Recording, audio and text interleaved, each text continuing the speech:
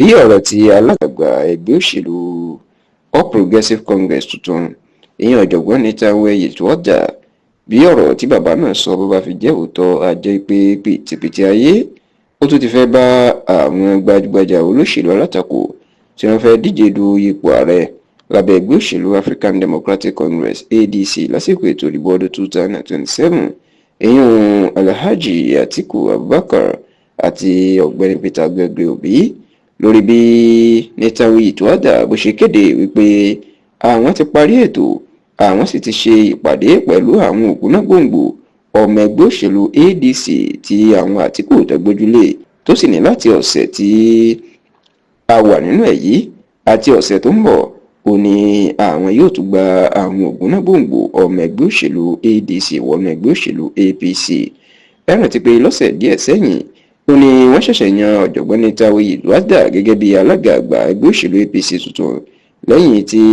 alága ẹgbẹ́ náà tẹ́lẹ̀ ìyẹn Alhaji Abdullahi Ganduje tó jẹ́ gómìnà àná ní ìpínlẹ̀ Kano tó ti kọ̀wé fipò sílẹ̀ tó sì jẹ́ pé látìgbà tí ọ̀jọ̀gbọ́n Netawe Yetwada tí ó ti bẹ̀rẹ̀ iṣẹ́ ìlà àwọn olóṣèlú alátakò ẹni wọ́n ti ń ya wọnú ẹgbẹ́ òṣèlú APC ṣáò nínú ọ̀sẹ̀ tí ó kọjá yìí ó ní Netawe Yetwada ọmọ bíbí ìpínlẹ̀ Plateau tó jẹ́ mínísítà ọ̀rọ̀ gbáyégbádùn aráàlú tẹ́lẹ̀ Minister for Humanitarian Affairs ìní òun àti gbogbo àwọn àgbààgbà ẹgbẹ́ òṣèlú APC ìpínlẹ̀ Plateau tó ti wá iná máa ṣèpàdé nínú ilé ìtura Crest Hotel tó wà ní ìlú Jos níbẹ̀ ni wọ́n sì ti fòǹtẹ̀ lu ààrẹ Bọ́lá Ahmed Tinubu fún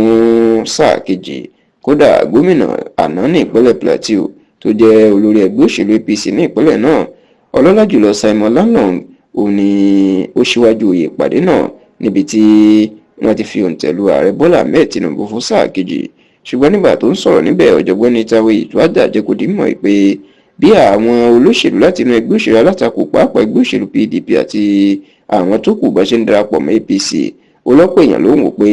ẹgbẹ́ òṣèlú ADC táwọn alátakò tó ń kóra wọn lọ wọn tí máa darapọ̀ láti bẹ̀ ṣùgbọ́n ó ní ká lọ fọkàn balẹ̀ ó ní yóò jọ àwọn èèyàn lójú ní ọ̀sẹ̀ táwọn àtọ̀sẹ̀ tó ń bọ̀ nígbà táwọn ògúnnágbòǹgbò tí ẹgbẹ́ òṣèlú ADC tẹ́gbójúlé tí wọ́n jẹ́ gómìnà tẹ́lẹ̀ àwọn aṣòfin tẹ́lẹ̀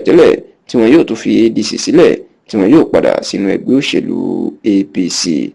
ní báyìí gbára tí Netawe Yetwada tó sọ̀rọ̀ yìí ní àwọn òǹwòye òṣèlú ti ń sọ pé bí ọ̀rọ̀ tó sọ tó bá fi jẹ́ òótọ́ tí àwọn ògúnnágbòǹgbò ẹgbẹ́ òṣèlú ADC tí ò tí ì fẹsẹ̀ múlẹ̀ tó bá fi ń kúrò nínú ẹgbẹ́ náà lọ sí ẹgbẹ́ APC báyìí wọ́n ní pìtìpìtì ayé ó fẹ́ dé bá Àtíkù àti Peter Obi àti àwọn ẹgbẹ́ alátakò nìyẹn àti pé eléyìí túmọ̀ sí pé wúwà ló kolóńgẹ́ fún wọn.